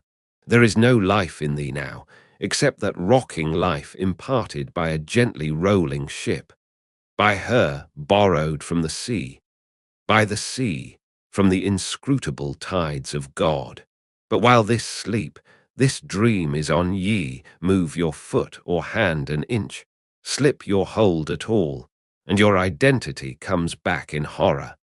Over discussion vortices you hover, and perhaps at midday in the fairest weather, with one half-throttled shriek you drop through that transparent air into the summer sea, no more to rise forever. Heed it well, ye pantheists. Next chapter, chapter 36, the quarterdeck. Enter Ahab, then all. It was not a great while after the affair of the pipe that one morning shortly after breakfast, Ahab, as was his wont, ascended the cabin gangway to the deck. Their most sea captains usually walk at that hour, as country gentlemen after the same meal take a few turns in the garden. Soon his steady, ivory stride was heard, as to and fro he paced his old rounds, upon planks so familiar to his tread that they were all over dented, like geological stones, with the peculiar mark of his walk. Did you fixedly gaze, too, upon that ribbed and dented brow? There also you would see still stranger footprints, the footprints of his one unsleeping, ever-pacing thought. But on the occasion in question, those dents looked deeper, even as his nervous step that morning left a deeper mark. And so full of his thought was Ahab, that at every uniform turn that he made, now at the mainmast and now at the binnacle, you could almost see that thought turn in him as he turned, and pace in him as he paced, so completely possessing him indeed, that it all but seemed the inward mould of every outer movement. "D'ye mark him, Flask?" whispered Stubb. "The chick that's in him pecks the shell. 'Twill soon be out." The hours wore on. Ahab now shut up within his cabin, anon pacing the deck with the same intense bigotry of purpose in his aspect. It drew near the close of day. Suddenly he came to a halt by the bulwarks, and inserting his bone leg into the auger hole there, and with one hand grasping a shroud, he ordered Starbuck to send everybody aft. "Sir," said the mate, astonished at an order seldom or never given on shipboard except in some extraordinary case. "Send everybody aft," repeated Ahab. "Mastheads there, come down." When the entire ship's company were assembled, and with curious and not wholly unapprehensive faces, were eyeing him, for he looked not unlike the weather horizon when a storm is coming up, Ahab, after rapidly glancing over the bulwarks, and then darting his eyes among the crew, started from his standpoint, and as though not a soul were nigh, him resumed his heavy turns upon the deck. With bent head and half-slouched hat, he continued to pace, unmindful of the wondering whispering among the men, till Stubb cautiously whispered to Flask that Ahab must have summoned them there for the purpose of witnessing a pedestrian feat. But this did not last long. Vehemently pausing, he cried, "What do ye do when ye see a whale, men?" "Sing out for him," was the impulsive rejoinder from a score of clubbed voices. "Good," cried Ahab, with a wild approval in his tones, observing the hearty animation into which his unexpected question had so magnetically thrown them. "And what do ye next, men?" "Lower away, and after him." "And what tune is it ye pull to, men? A dead whale or a stove boat?" More and more strangely and fiercely glad and approving grew the countenance of the old man at every shout, while the mariners began to gaze curiously at each other, as if marveling how it was that they themselves became so excited at such seemingly purposeless questions. But they were all eagerness again, as Ahab, now half revolving in his pivot hole, with one hand reaching high up a shroud, and tightly, almost convulsively grasping it, addressed them thus. All ye mastheaders have before now heard me give orders about a white whale. Look ye to see this Spanish ounce of gold, holding up a broad bright coin to the sun. It is a $16 piece, men. D'ye see it? Mr. Starbuck, hand me yon top maul. While the mate was getting the hammer, Ahab, without speaking, was slowly rubbing the gold piece against the skirts of his jacket, as if to heighten its luster, and without using any words was meanwhile lowly humming to himself, producing a sound so strangely muffled and inarticulate that it seemed the mechanical humming of the wheels of his vitality in him.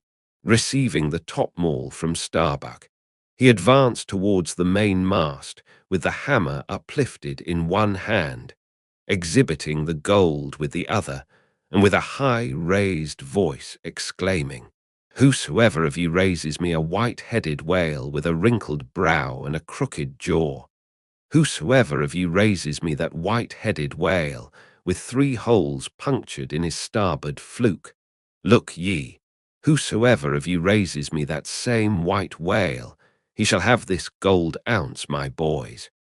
"Huzzah! Huzzah!" cried the seamen, as with swinging tarpaulins they hailed the act of nailing the gold to the mast. "It's a white whale, I say," resumed Ahab, as he threw down the topmaul. "A white whale. Skin your eyes for him, men. Look sharp for white water. If ye see but a bubble, sing out." All this while Tashtego, Dagu, and Queequeg had looked on with even more intense interest and surprise than the rest, and at the mention of the wrinkled brow and crooked jaw, they had started as if each was separately touched by some specific recollection. "Captain Ahab," said Tashtego, "that white whale must be the same that some call Moby Dick." "Moby Dick," shouted Ahab. "Do you know the white whale then, Tash? Does he fantail a little curious, sir, before he goes down?" said the gay-header deliberately. "And has he a curious spout too?" said Dagu.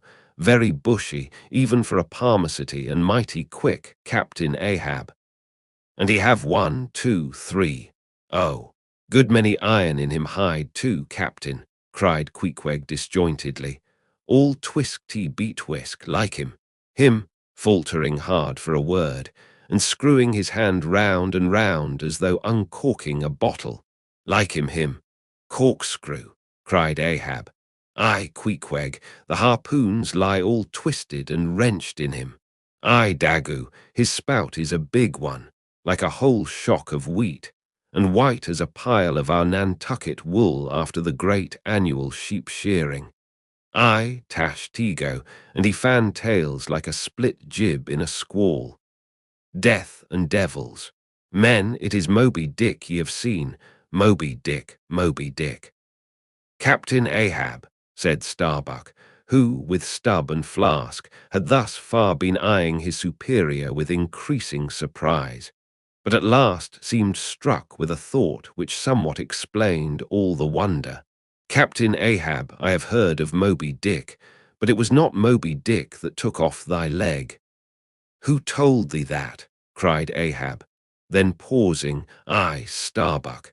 Aye, my hearties all round. It was Moby Dick that dismasted me. Moby Dick that brought me to this dead stump I stand on now. Aye," he shouted with a terrific, loud, animal sob, like that of a heart-stricken moose. Aye, it was that accursed white whale that razzied me, made a poor pegging lubber of me for ever and a day." Then tossing both arms, with measureless imprecations he shouted out, Aye, and I'll chase him round Good Hope, and round the Horn, and round the Norway maelstrom, and round perdition's flames before I give him up. And this is what ye have shipped for, men, to chase that white whale on both sides of land, and over all sides of earth, till he spouts black blood and rolls fin out. What say ye, men? Will ye splice hands on it now? I think ye do look brave." Aye," shouted the harpooneers and seamen, running closer to the excited old man. A sharp eye for the white whale, a sharp lance for Moby Dick. God bless ye, he seemed to half sob and half shout. God bless ye, men. Steward, go draw the great measure of grog. But what's this long face about, Mr. Starbuck? Wilt thou not chase the white whale? Art not game for Moby Dick? I am game for his crooked jaw, and for the jaws of death too, Captain Ahab, if it fairly comes in the way of the business we follow. But I came here to hunt whales, not my commander's vengeance. How many barrels will thy vengeance yield thee even if thou gettest it, Captain Ahab? It will not fetch thee much in our Nantucket market. Nantucket market. Hoot. But come closer, Starbuck. Thou requirest a little lower layer. If money's to be the measurer, man, and the accountants have computed their great counting house, the globe, by girdling it with guineas, 1 to every 3 parts of an inch, then let me tell thee that my vengeance will fetch a great premium here. He smites his chest, whispered Stubb. What's that for? Methinks it rings most vast, but hollow. Vengeance on a dumb brute, cried Starbuck, that simply smote thee from blindest instinct. Madness, to be enraged with a dumb thing, Captain Ahab, seems blasphemous. Hark ye yet again, the little lower layer. All visible objects, man, are but as pasteboard masks. But in each event, in the living act, the undoubted deed, there, some unknown but still reasoning thing puts forth the mouldings of its features from behind the unreasoning mask. If man will strike, strike through the mask. How can the prisoner reach outside except by thrusting through the wall? To me, the white whale is that wall shoved near to me. Sometimes I think there's naught beyond, but 'tis enough. He tasks me, he heaps me. I see in him outrageous strength, with an inscrutable malice sinewing it.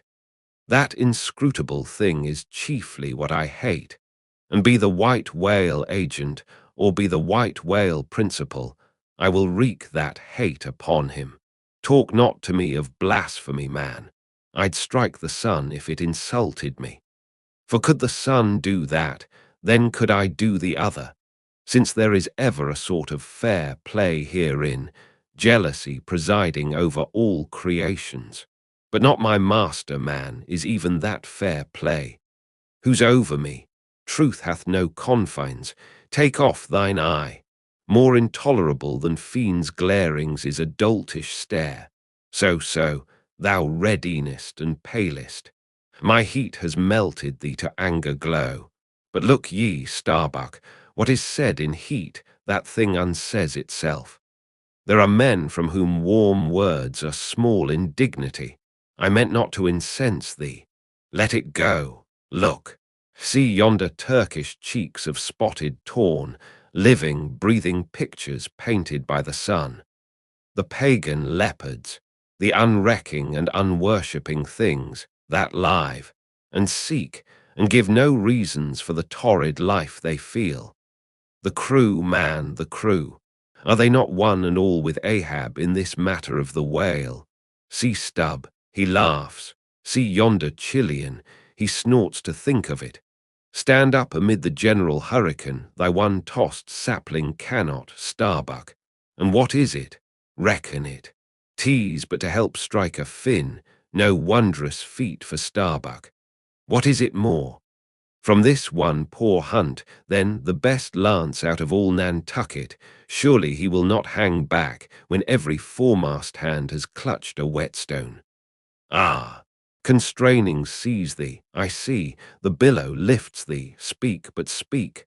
Aye, thy silence then that voices thee. Aside, something shot from my dilated nostrils, he has inhaled it in his lungs. Starbuck now is mine. Cannot oppose me now without rebellion. God keep me, keep us all, murmured Starbuck lowly. But in his joy at the enchanted, tacit acquiescence of the mate, Ahab did not hear his foreboding invocation, nor yet the low laugh from the hold, nor yet the presaging vibrations of the winds in the cordage, nor yet the hollow flap of the sails against the masts, as for a moment their hearts sank in. For again Starbuck's downcast eyes lighted up with the stubbornness of life. The subterranean laugh died away, the winds blew on, the sails filled out, the ship heaved and rolled as before. Ah, ye admonitions and warnings, why stay ye not when ye come? But rather are ye predictions than warnings, ye shadows. Yet not so much predictions from without, as verifications of the foregoing things within. For with little external to constrain us, the innermost necessities in our being, these still drive us on. The measure, cried Ahab. Receiving the brimming pewter and turning to the harpooneers, he ordered them to produce their weapons. Then ranging them before him near the capstan, with their harpoons in their hands, while his three mates stood at his side with their lances, and the rest of the ship's company formed a circle round the group. He stood for an instant, searchingly eyeing every man of his crew. But those wild eyes met his, as the bloodshot eyes of the prairie wolves meet the eye of their leader, ere he rushes on at their head in the trail of the bison. But alas, only to fall into the hidden snare of the Indian. "Drink and pass," he cried, handing the heavy charged flagon to the nearest seaman. The crew alone now drink, round with it round, short draughts, long swallows, men. Tea's hot as Satan's hoof. So, it goes round excellently. It spiralizes in ye, forks out at the serpent-snapping eye. Well done, almost drained. That way it went, this way it comes. Hand it me, here's a hollow. Men, ye seem the years, so brimming life is gulped and gone. Steward, refill. Attend now, my braves. I have mustered ye all round this capstan, and ye mates, flank me with your lances, and ye harpooneers, stand there with your irons, and ye, stout mariners, ring me in, that I may in some sort revive a noble custom of my fisherman fathers before me. O men, you will yet see that. Ha, boy, come back. Bad pennies come not sooner. Hand it me. Why now this pewter had run brimming again, wert not thou St. Vitus imp, away thou ague. Advance, ye mates, cross your lances full before me. Well done, let me touch the axis. So saying, with extended arm, he grasped the three level, radiating lances at their crossed center, while so doing, suddenly and nervously twitched them. Meanwhile, glancing intently from Starbuck to Stub, from Stub to Flask. It seemed as though, by some nameless interior volition, he would fain have shocked into them the same fiery emotion accumulated within the laden jar of his own magnetic life. The three mates quailed before his strong, sustained, and mystic aspect. Stub and Flask looked sideways from him. The honest eye of Starbuck fell downright. "In vain," cried Ahab. "But maybe 'tis well. For did ye three but once take the full-forced shock, then mine own electric thing that had perhaps expired from out me. Perchance, too, it would have dropped ye dead. Perchance ye need it not. Down lances. And now, ye mates, I do appoint ye three cupbearers to my three pagan kinsmen there. Yon three most honourable gentlemen and noblemen, my valiant harpooneers. Disdain the task. What, when the great Pope washes the feet of beggars, using his tiara for ewer? O my sweet cardinals, your own condescension that shall bend ye to it. I do not order ye, ye will it. Cut your seizings and draw the poles, ye harpooneers. Silently obeying the order, The 3 harpooneers now stood with the detached iron part of their harpoons, some 3 feet long, held, barbs up, before him. Stab me not with that keen steel, cant them over. Know ye not the goblet end? Turn up the socket. So, now ye cup-bearers, advance. The irons, take them. Hold them while I fill. Forthwith, slowly going from one officer to the other, he brimmed the harpoon sockets with the fiery waters from the pewter. Now 3 to 3 stand. Commend the murderous chalices. Bestow them, ye who are now made parties to this indissoluble league. Ha, Starbuck, but the deed is done. Yon ratifying sun now waits to sit upon it. Drink, ye harpooneers.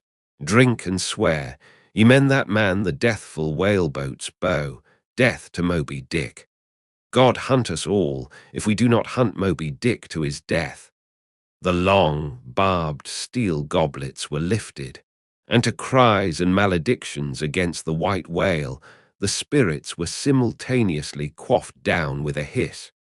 Starbuck paled and turned and shivered. Once more, and finally, the replenished pewter went the rounds among the frantic crew, when, waving his free hand to them, they all dispersed, and Ahab retired within his cabin. Next chapter, chapter 37. Sunset.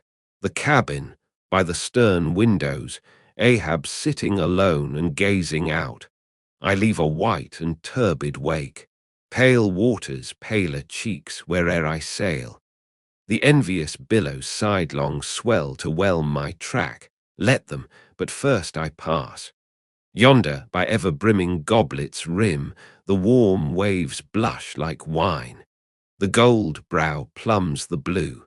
The diver sun, slow dived from noon, goes down. My soul mounts up. She wearies with her endless hill. Is then the crown too heavy that I wear, this iron crown of Lombardy? Yet is it bright with many a gem. I the wearer see not its far flashings, but darkly feel that I wear that dazzlingly confounds. 'Tis iron that I know, not gold.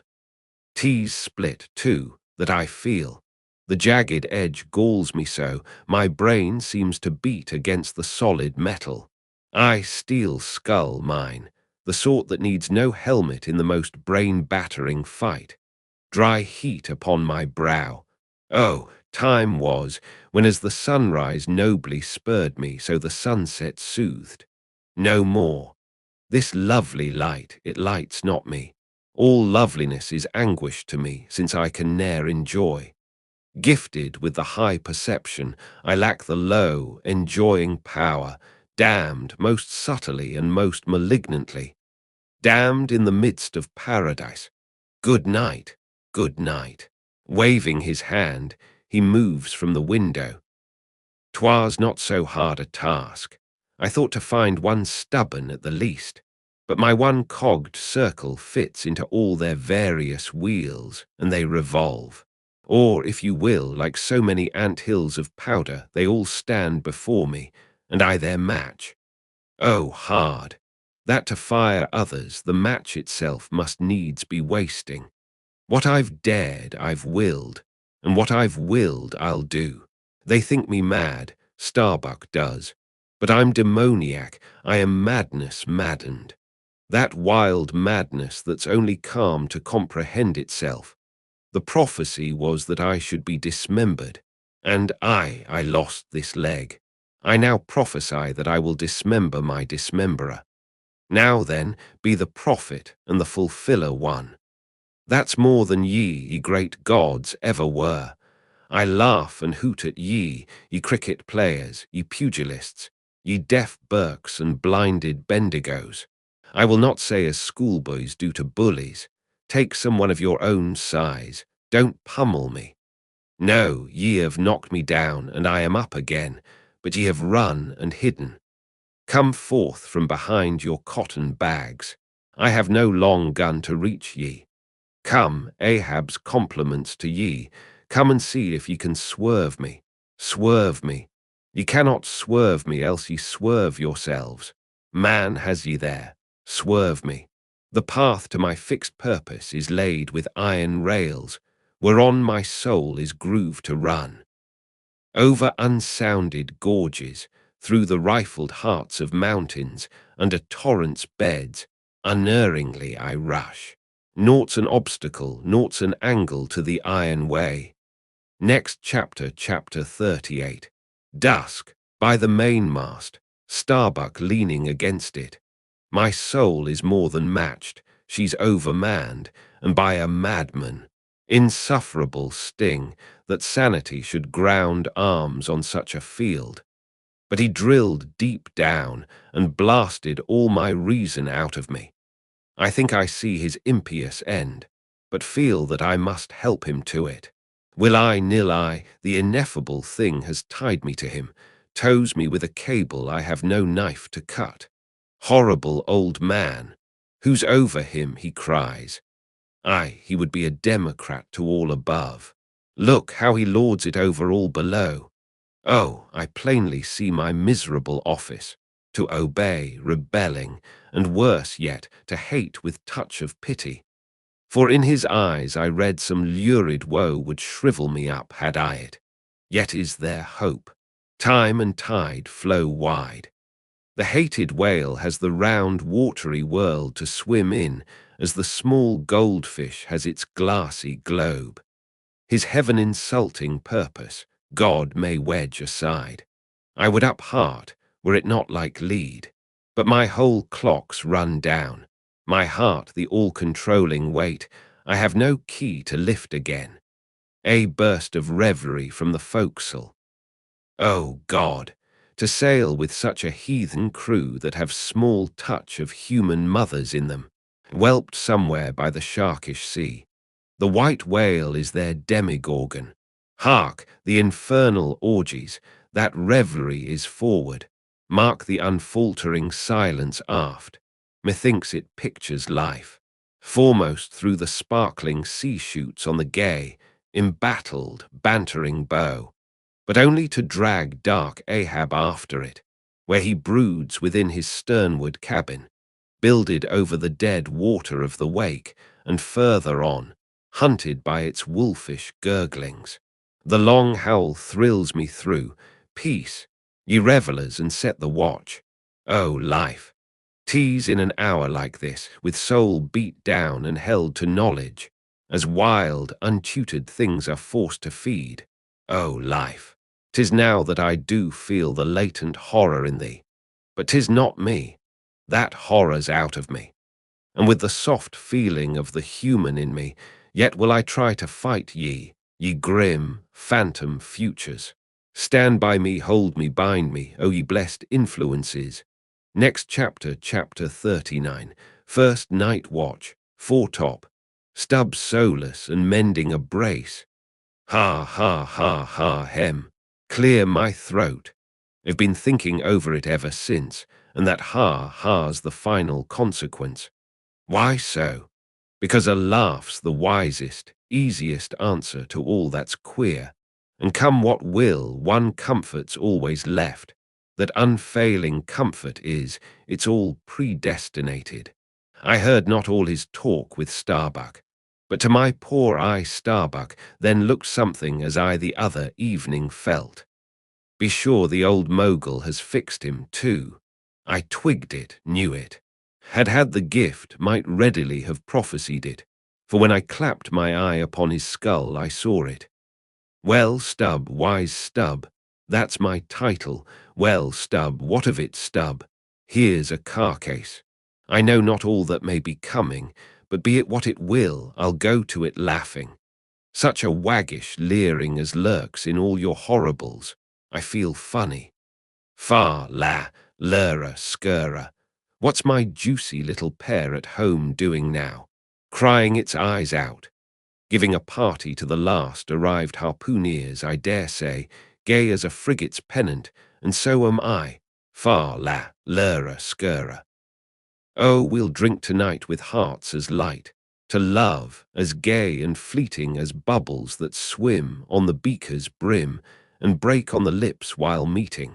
A brave stave that, who calls, Mr. Starbuck? Aye, aye, sir. Aside, he's my superior, he has his too, if I'm not mistaken. Aye, aye, sir, just through with this job, coming.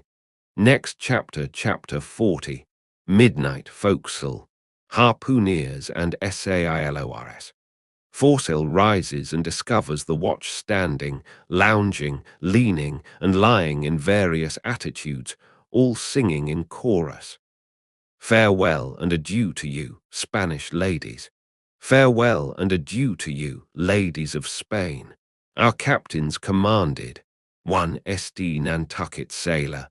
Oh, boys, don't be sentimental. It's bad for the digestion. Take a tonic, follow me. Sings, and all follow. Our captain stood upon the deck, a spyglass in his hand, a viewing of those gallant whales that blew at every strand. Oh, your tubs in your boats, my boys, and by your braces stand, and we'll have one of those fine whales, hand, boys, over hand. So be cheery, my lads. May your hearts never fail, while the bold harpooner is striking the whale. Mate's voice from the quarterdeck. 8 bells there forward, 2 N.D. Nantucket sailor. Avast the chorus. 8 bells there, d'ye hear, bell boy? Strike the bell 8, thou Pip, thou blackling, and let me call the watch. I've the sort of mouth for that, the hogshead mouth. So, thrusts his head down the scuttle, Starboy, 8 bells there below, tumble up, Dutch sailor. Grand snoozing tonight, matey, fat night for that. I mark this in our old mogul's wine. It's quite as deadening to some as philipping to others. We sing, they sleep, I lie down there like ground tier butts. At 'em again. There, take this copper pump and hail 'em through it. Tell 'em to a vast dreaming of their lasses. Tell 'em it's the resurrection. They must kiss their last and come to judgment. That's the way, that's it. Thy throat ain't spoiled with eating Amsterdam butter. French sailor. Hist, boys. Let's have a jig or two before we ride to anchor in Blanket Bay. What say ye? There comes the other watch. Stand by all legs. Pip, little Pip, hurrah with your tambourine. Pip, sulky and sleepy. Don't know where it is. French sailor. Beat thy belly, then, and wag thy ears. Jig it, men, I say. Merry's the word, hurrah, damn me, won't you dance? Form now Indian file and gallop into the double shuffle. Throw yourselves. Legs, legs, Iceland sailor. I don't like your floor, matey. It's too springy to my taste. I'm used to ice floors. I'm sorry to throw cold water on the subject, but excuse me. Maltese sailor. Me too. Where's your girls? Who but a fool would take his left hand by his right and say to himself, how d'ye do? Partners. I must have partners. Sicilian sailor. Aye, girls and a green. Then I'll hop with ye. Yeah, turn grasshopper. Long Island sailor. Well, ye sulkies, there's plenty more of us. Hoe corn when you may, say I all legs go to harvest soon. Ah, here comes the music, now for it, Azore sailor. Ascending and pitching the tambourine up the scuttle. Here you are, Pip. And there's the windlass bits, up you mount. Now, boys. The half of them dance to the tambourine, some go below, some sleep or lie among the coils of rigging. Oaths aplenty, Azore sailor. Dancing, go it, Pip, bang it, bellboy. Rig it, dig it, stig it, quig it, bellboy. Make fireflies, break the jinglers. Pip, jinglers, you say. There goes another, dropped off, I pound it so. China sailor. Rattle thy teeth, then, and pound away, make a pagoda of thyself. French sailor, merry mad, hold up thy hoop, Pip, till I jump through it, split jibs, tear yourselves, TASHTGO, quietly smoking. That's a white man, he calls that fun, humph, I save my sweat. Old Manx sailor. I wonder whether those jolly lads bethink them of what they are dancing over. I'll dance over your grave, I will. That's the bitterest threat of your night women that beat headwinds round corners. Oh Christ, to think of the green navies and the green-skulled crews. Well, well, belike the whole world's a ball as you scholars have it, and so 'tis right to make one ballroom of it. Dance on, lads, you're young, I was once. 3D Nantucket sailor.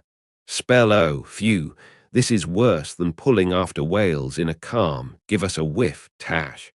They cease dancing and gather in clusters. Meantime the sky darkens, the wind rises.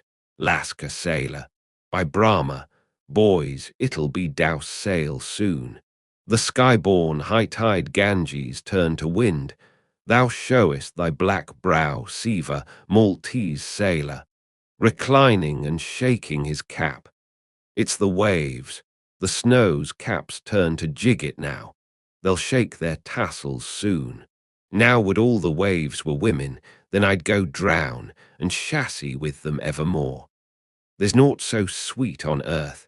Heaven may not match it, as those swift glances of warm, wild bosoms in the dance, when the over-arbouring arms hide such ripe, bursting grapes. Sicilian sailor, reclining, tell me not of it. Hark ye, lad, fleet interlacings of the limbs, lithe swayings, coyings, flutterings, lip, heart, hip, all graze, unceasing touch and go, not taste, observe ye, else come satiety. A pagan, nudging, T-A-H-I-T-A-N sailor, reclining on a mat. Hail, holy nakedness of our dancing girls, the heaver, ah, low-veiled, high-palmed Tahiti, I still rest me on thy mat, but the soft soil has slid. I saw thee woven in the wood, my mat. Green the first day I brought ye thence, now worn and wilted quite. Ah me, not thou nor I can bear the change. How then, if so be transplanted to yon sky? Hear I the roaring streams from Pirohite's peak of spears, when they leap down the crags and drown the villages. The blast, up, spine, and meet it. Leaps to his feet, Portuguese sailor. How the sea rolls swashing gainst the side.